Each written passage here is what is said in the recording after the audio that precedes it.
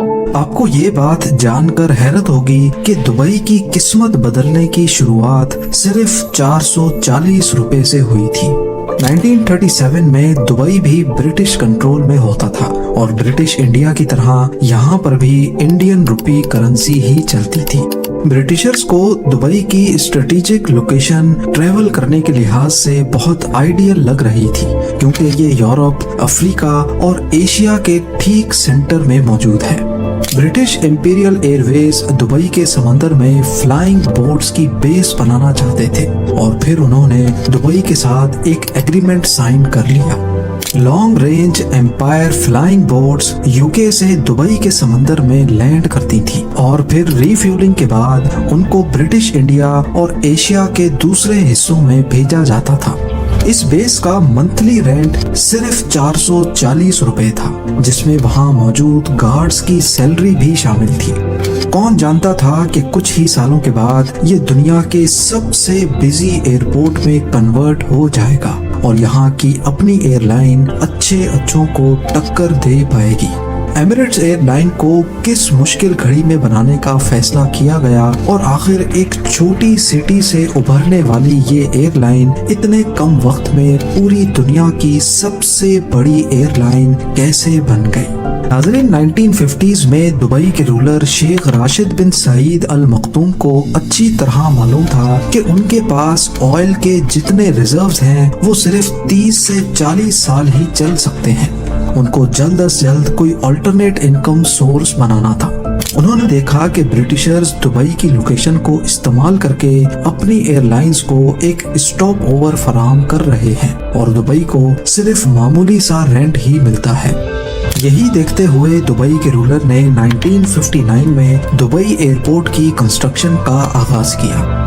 1960 में Dubai airport पहली बार launch किया गया तो इसमें सिर्फ एक एप्रन, एक छोटे कमरे जैसा टर्मिनल और एक रनवे होता था, वो भी पक्का नहीं बल्कि रेत को कंप्रेस करके बनाया गया था। इस रनवे पर सिर्फ छोटे डॉगलस DC-3 जैसे एयरक्राफ्ट्स ही लैंड कर सकते थे। 1965 में प्रॉपर मेटल रनवे बनवाने के बाद दुबई एयरपोर्ट पर लैंड करने वाला पहला jet aircraft middle east airlines का कॉमेट था। हर गुजरते साल दुबई के रूलर एयरपोर्ट में नई और लेटेस्ट फैसिलिटीज लॉन्च करवाने लगे। 1969 में यहाँ 9 एयरलाइंस काम कर रही थी जो 20 डेस्टिनेशंस ऑफर करती थी और 1980 में दुबई एक इंटरनेशनल स्टॉप ओवर बनकर उभरने लगा, जहां air India, Cathay Pacific, Singapore airlines और मलेशियन एयरलाइंस जैसे नाम रिफ्यूलिंग करने के लिए रुकते थे। दुबई से पहले इस रीजन में ये तमाम फ्लाइट्स पाकिस्तान के कराची इंटरनेशनल एयरपोर्ट पे रिफ्यूलिंग के लिए रुकती थी और देखते ही देखते दुबई ने कराची एयरपोर्ट की सारी ट्रैफिक अपनी तरफ अट्रैक्ट कर ली। उस वक्त पूरे मिडिल ईस्ट के दरमियान ट्रेवल करने के लिए गल्फ एयर को इस्तेमाल किया जाता था, जो कि बहरीन की एयरलाइन है। पूरे मिडिल ईस्ट को अगर अच्छी इंटरनेशनल फ्लाइट्स लेनी होती थी तो वो पहले गल्फ एयर के जरिए दुबई आते थे और फिर वहां से अपने इंटरनेशनल सफर का आगाज करते थे।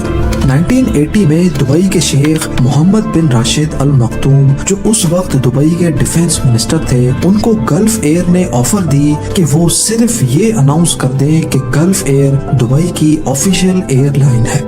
इससे गल्फ एयर को इंटरनेशनल फ्लाइट्स भी मिलना शुरू हो जाएंगी और उससे दुबई को भी काफी फायदा होगा और बदले में दुबई को गल्फ एयर के 50% स्टेक्स भी मिल जाएंगे।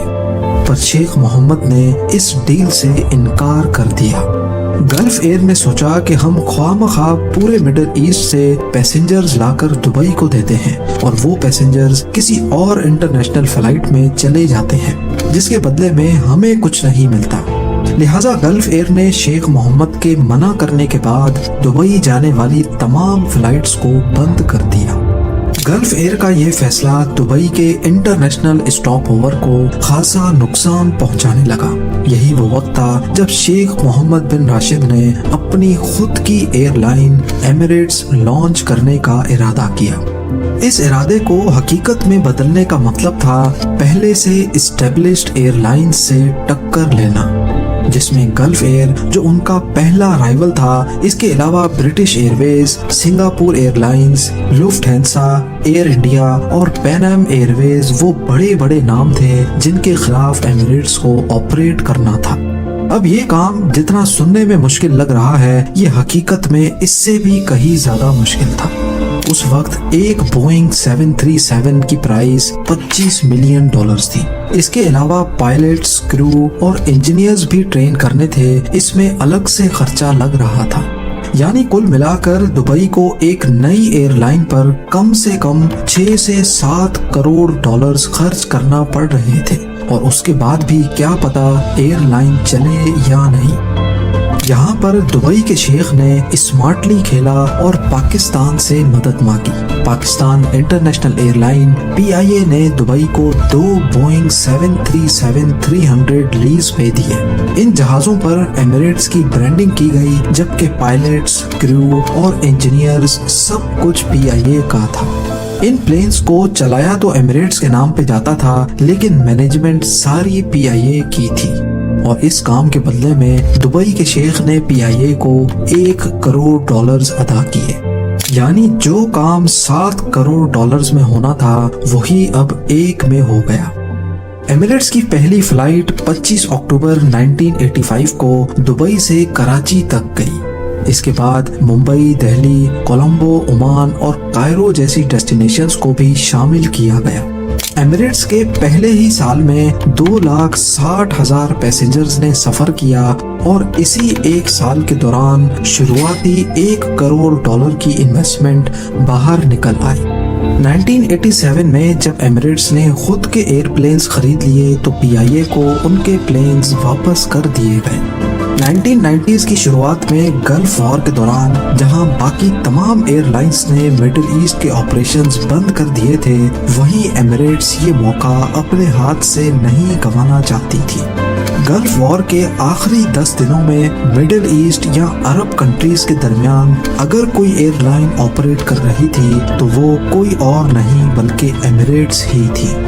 इस दौरान एमिरेट्स ने उन पैसेंजर्स को भी टारगेट किया जो नॉर्मली कॉम्पिटिटर एयरलाइंस को इस्तेमाल किया करते थे।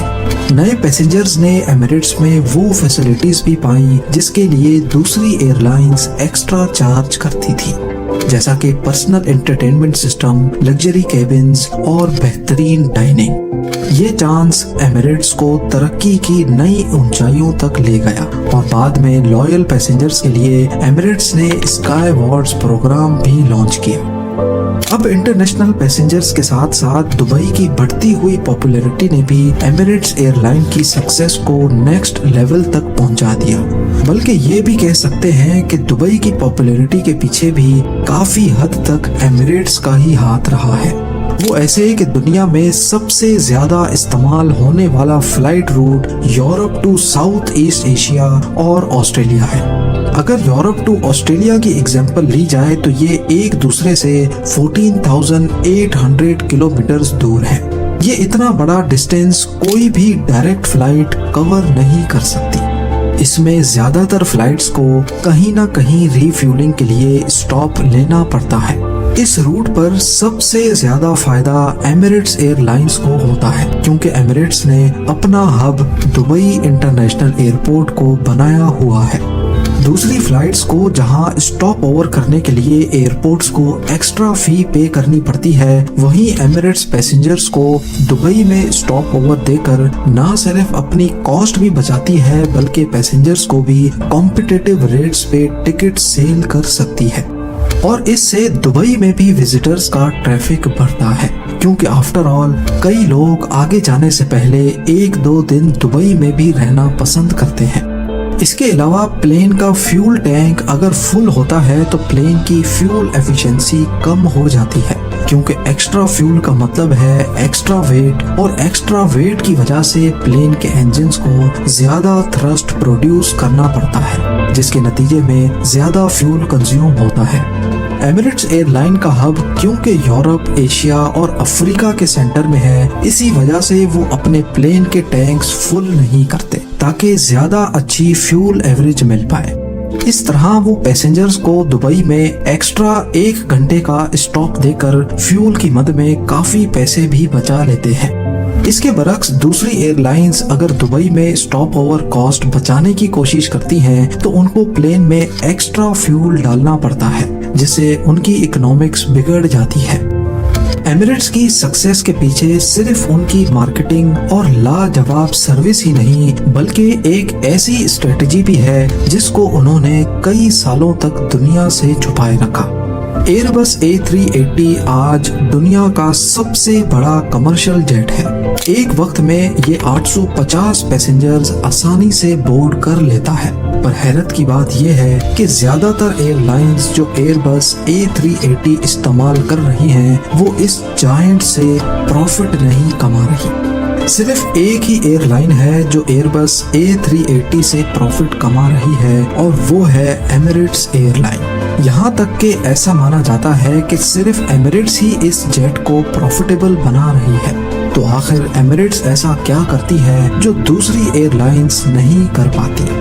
ये राज एमिरेट्स ने कई सालों तक छुपा कर रखा, लेकिन कोविड-19 पेंडेमिक की वजह से जब एयर फ्रांस ने अपने A380s को रिटायर करने का फैसला किया तो इस मौके पर एमिरेट्स के CEO का कहना था कि एयर फ्रांस को 10 एयरबस A380s खरीदने ही नहीं चाहिए थे, क्योंकि इससे यूनिट मेंटेनेंस कॉस्ट बढ़ जाती है।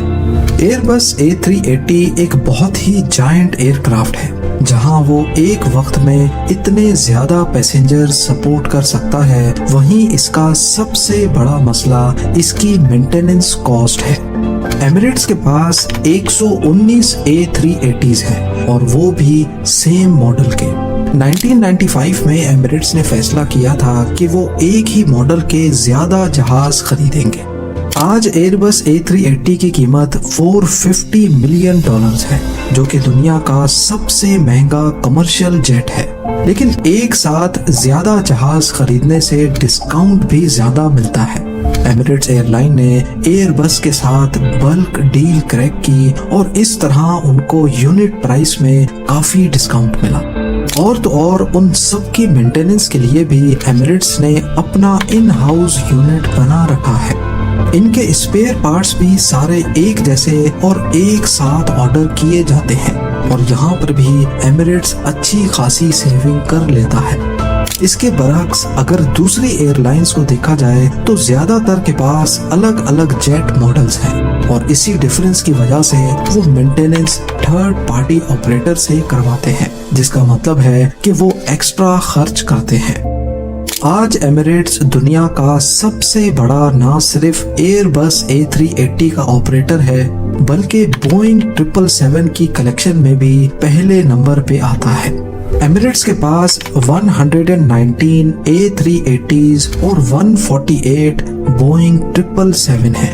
यहाँ तक कि एयरबस A380 के जितने भी यूनिट्स दुनिया में मौजूद हैं उनका 50% सिर्फ एमिरेट्स ऑपरेट करता है।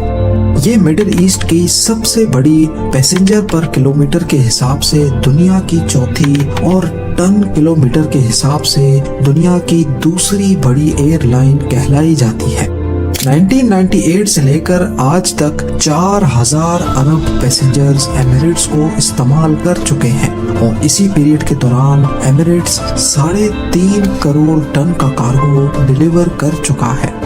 ये दुनिया की वाहिद एयरलाइन है जो अपनी हिस्ट्री में कभी भी घाटे में नहीं गई। देखा जाए तो हर साल इन्होंने 260 करोड़ दरहम या फिर 5,900 करोड़ रुपए का एवरेज प्रॉफिट रिकॉर्ड किया है और इसका सबसे बड़ा क्रेडिट किसी और को नहीं बल्कि दुबई के रूलर शेख मोहम्मद बिन राशिद अल मखदूम को ही जाता है।